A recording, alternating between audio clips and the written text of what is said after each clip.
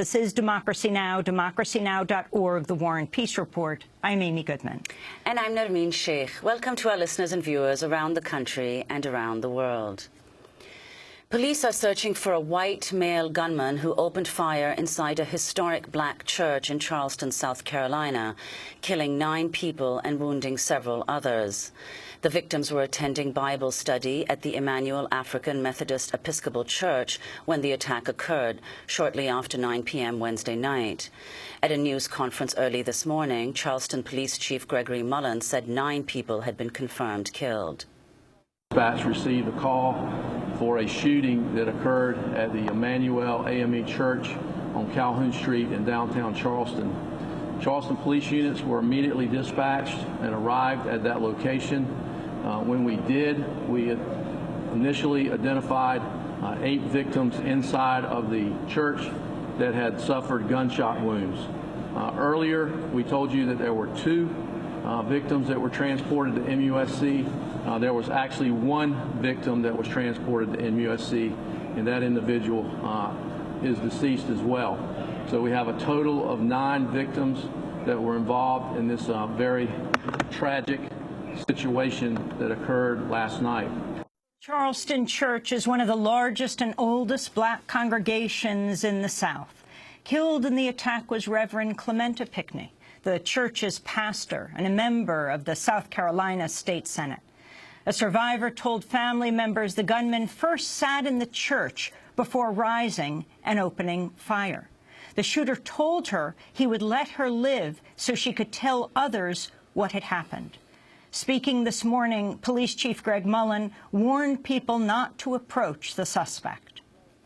This is a very dangerous individual. He should not be approached by anyone. Call law enforcement if you recognize the individual or the car so that we can take the appropriate action to address this situation. Again, this is a very dangerous individual, and we do not want more people harmed trying to approach him or trying to follow the vehicle if they see it. Notify law enforcement, and we will address that. The Emmanuel African Methodist Episcopal Church has its roots in the early 19th century and was founded in part by a freed slave named Denmark Vesey, who was later executed for organizing a slave revolt. The shooting recalled the 1963 bombing of an African-American church in Birmingham, Alabama, that killed 4 girls and galvanized the civil rights movement of the 1960s. We go now directly to Columbia, South Carolina, where we're joined by Dr. Lonnie Randolph, Jr., the state president of the South Carolina NAACP. Our condolences to you, Dr. Lonnie Randolph, Jr., on this horrific crime that has taken place and the loss of so much life in nearby Charleston. Can you talk to us about who Reverend and State Senator Clementa Pinckney was? Senator Pinckney, first of all, good morning, and thank you for giving us this opportunity. And I, too, want to extend condolences from the NAACP to the family of Senator Clementa Pinckney. Senator Pinckney was a dynamic young man, very bright future, had made great strides in the faith community as well as a legislator and as a senator in the state of South Carolina, and had so much promise. And this is a regrettable situation. Nothing can be said to make this matter better, or consolation is very difficult at this time. Can you talk to us about what you understand took place? What was it? Starting about, 8 o'clock last night at this historic black church in Charleston? The program that they were having on Wednesday night was taking place, and this young man came in, and white male, and sat for a few minutes. I don't know the exact time, the amount of time, and then, of course, we know what happened after that. Several shots were fired. And I think thus far there have been 9 deaths and several people injured.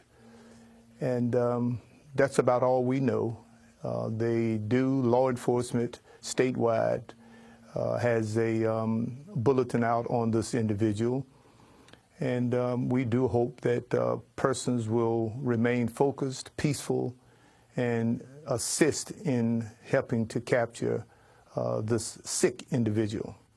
I believe it was something like they're saying now that this killer, this gunman who may be 21 years old, they're showing photographs of him from the church in a gray sweatshirt, jeans, and Timberland boots. He may have actually participated in the Bible study. The images are clearly caught from some kind of video cam, and the police are saying this should be shown far and wide, that he has sandy blonde hair. They believe he's 21 years old, that he may have actually participated in the Bible study for about an hour before he opened fire, and then horrifically, after killing 9 people, kept one alive so that she would be able to tell what had taken place.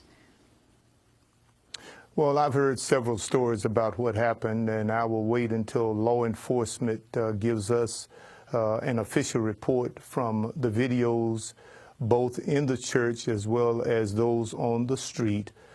Charleston does have an extensive video system outside, and I do hope that that will assist in the capture of this individual. And Dr. Randolph, could you talk about this in the context of South Carolina? Has there been any precedent for this kind of violence there? Well, unfortunately, the answer is yes. And we don't have a history of being a leader in this country of human rights. And unfortunately, it brings us to reality, or the reality, and a reminder of the way South Carolina got to be South Carolina, the things that South Carolina has done throughout history. I'm very hopeful and always optimistic, and wish that things would change.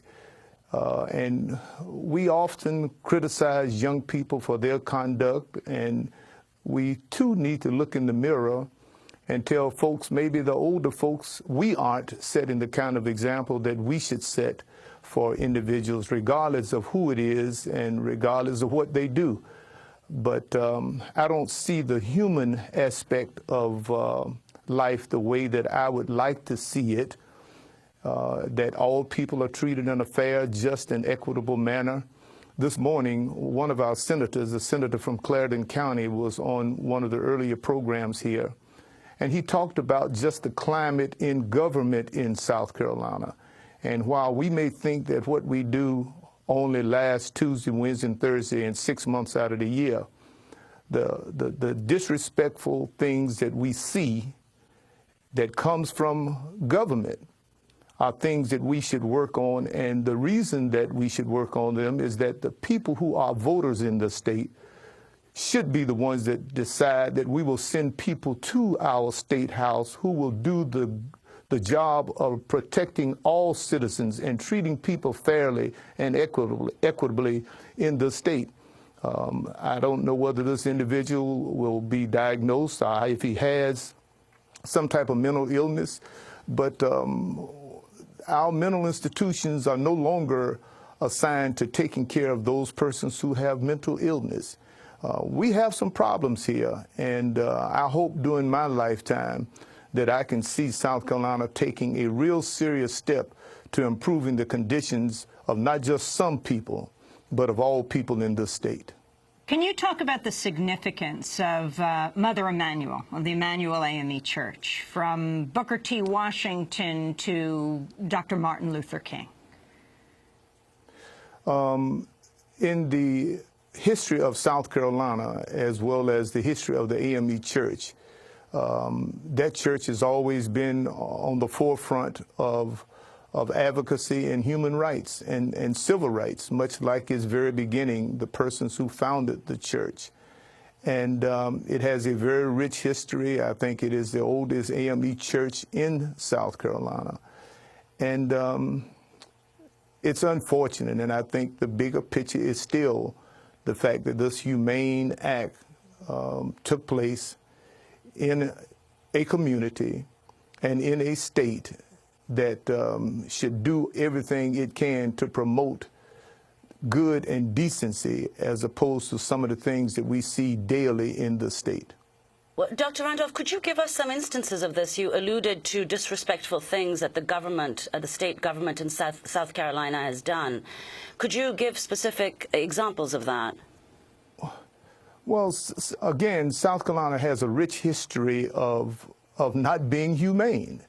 If you go back in history and look at the real first major confrontation on the floor of the United States Senate, a young man was almost beaten to death by a person from South Carolina for the purpose, he was an abolitionist and speaking against the evils and the perils of slavery, and almost lost his life, missed some 3 years from the Senate, did suffer a brain injury after the beating with a gold cane, a human rights activist from the Northeast who was an abolitionist.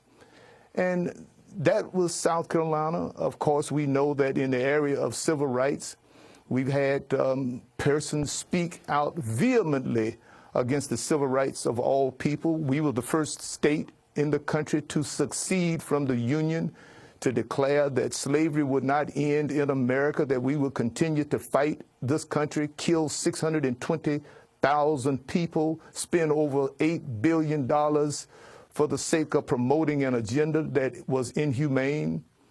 And then, of course, we've had other members of our delegation and our Congress, and I only mention them because these are supposed to be the leaders. And unfortunately, in too many instances, South Carolina has led in the wrong thing.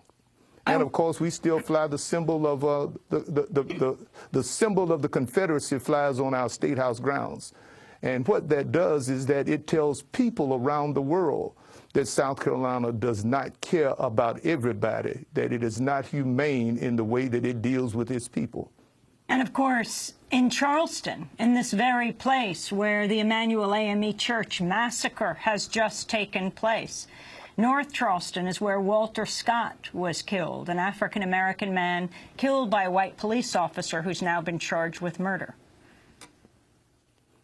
You're absolutely correct. And again, all of those situations that you mentioned, you add them to the things that happen here every day. And it does make you wonder and wish.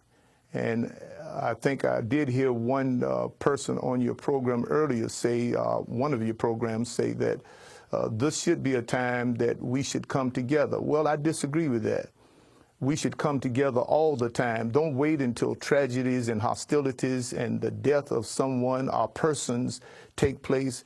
I can't imagine a time where it's appropriate to be for an individual to be inhumane, any person. I want to go to the late Reverend Clementa Pinckney in his own words. This is a clip of him speaking at the Emmanuel African Methodist Episcopal Church in 2013. Where you are is a very special place in Charleston. And it's a very special place because this church and this site, this area, has been tied to the history and life of African Americans since about the early 1800s. This church was built in 1891. The congregation was formed in 1818 by the Reverend Morris Brown, who later became the second bishop of the African Methodist Episcopal Church. And for those of you who may know a little something about our denomination, we started in 1787 through our founder, Richard Allen, who left then St. George's Methodist Episcopal Church because they were telling him he needed to pray after the regular members prayed. And so that's how the denomination began, in a fit of civil disobedience and a little issue with theological fairness, if you will. Reverend Clementa Pinckney went on to talk more about the history of the church. Well, again, let me welcome you to Mother Emmanuel. Just a little story about our church and how it really ties into the life of African Americans in South Carolina and also a little bit in the nation. I mentioned to you earlier that the founder of our church. His name was Morris Brown, who later became the second leader of our denomination, founded this church in what was actually a three-part circuit in the African-American community outside of the city of Charleston. The street right in front of the church is called Calhoun Street. But several hundred years ago, it wasn't Calhoun Street. It was called Boundary Street, which meant that's where the city boundaries were. And outside of the city boundaries, out in the country or the suburbs, is where most of the African Americans in the greater Charleston area resided. In particular, those who were free, those who had gained their freedom. The majority of them stayed outside of the Charleston area. And so there were churches in and around the area, and in particular 3, and then later became one church. In about 1822, there was an interesting minister here in the church whose name was Denmark Vesey. And Denmark Vesey led or should I say planned, not led, but planned an insurrection. And it was planned, the rebellion was planned so well that once the authorities found out about it, they had a little Guantanamo experiment. They basically took Denmark Vesey and all of the co-conspirators that they could find, and they interrogated them. And they, for years, did not really reveal the plan because they were afraid that someone else would pick it up and actually put it into practice. And that was from a minister who was here at the church. That was Reverend Clementa Pinckney, pastor of the Emmanuel AME Church. He was killed last night. He was 41 years old. He was also a state senator. He was elected to the South Carolina House of Representatives in 1996 at the age of 23. 4 years later, he was elected to the state Senate. Dr. Lonnie Randolph, your thoughts? I couldn't have said it any better. Your words and the section of the tape that you gave on Senator Pinckney spells out the history of the AME Church. Has always been a promoter and a fighter for justice and equality for all citizens, for all people of this state. And that church, throughout its history, has done an excellent job in this ongoing fight for democracy in America. What this does do, as I in my comments on this, unless you have additional questions, it shows us that, and I think we, as South Carolinians and as Americans, all of the hoopla and falsification that we have regarding improvements, the improvement of race relations in America. I think we, at some point, I've heard several persons over the last particularly 2 years speak about the need for us to have a serious discussion about race in this country. We can put a Band-Aid on it. We can continue to put a Band-Aid on it as we continue to hemorrhage. We can continue to act like it doesn't exist. And we shouldn't allow, those of us who are for democracy and freedom for all people, we should not allow what we see on the TV on weekends with our football games and our basketball games showing the great sports and entertainment talent and exploits of African Americans. We should make America sit back and, before they reach our young men as college players, we need to educate our young people as to the history and what they can do to better come into the system that we have here in place and make it better. And I'm disappointed that when you talk about race relations in America and especially in South Carolina, we talk about sporting events. And there are other events that we should be able to talk about race relations as far as education is concerned. We're in the 22nd year, approaching the 22nd year of an education equity lawsuit where this state has refused to pay and to fund in an adequate way the education of our children here in South Carolina in 38 school districts. 22 years, And of course, the 1954 Supreme Court decision didn't start in Topeka, Kansas. It started right here in South Carolina. So the basic issues of life and the fundamental issues of life, it appears when we sit and analyze and talk about the problems that we have in the state, it appears that we are not really making the progress, and not just doesn't appear, it is true.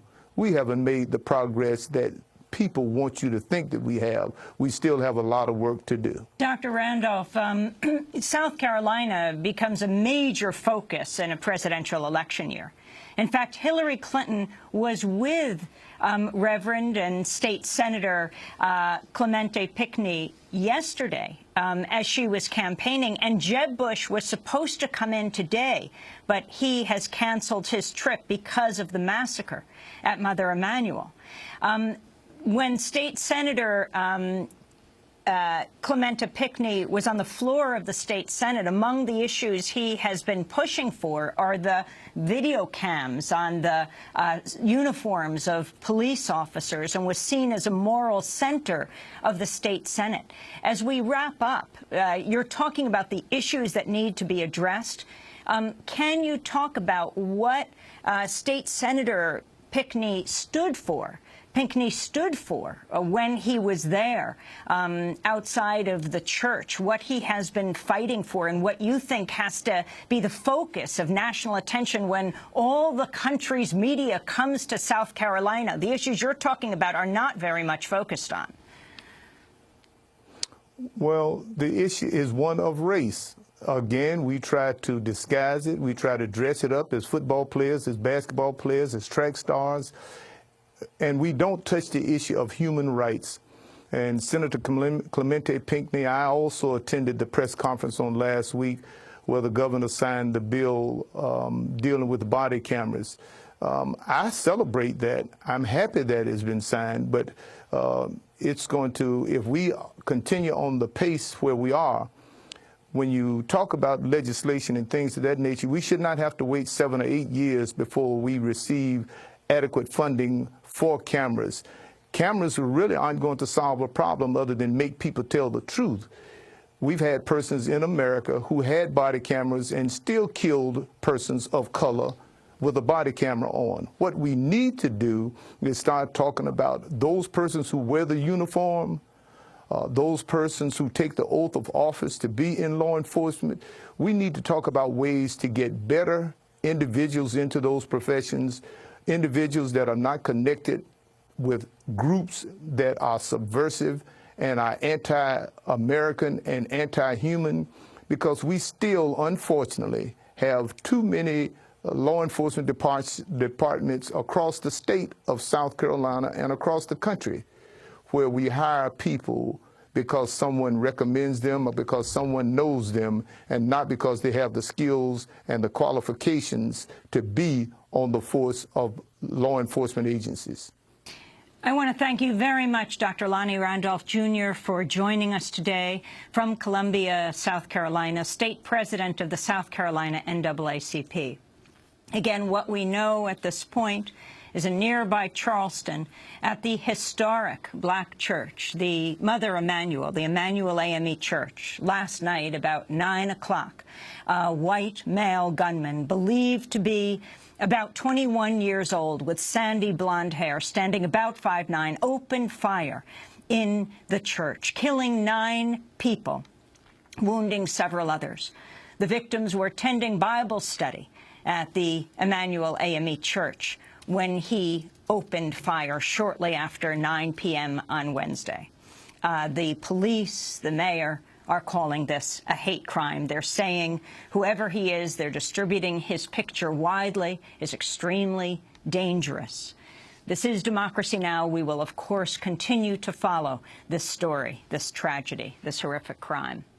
I'm Amy Goodman with Nermeen Sheikh. When we come back, we look at the Canticle of the Sun, Pope Francis's encyclical on the environment, on climate change. Stay with us.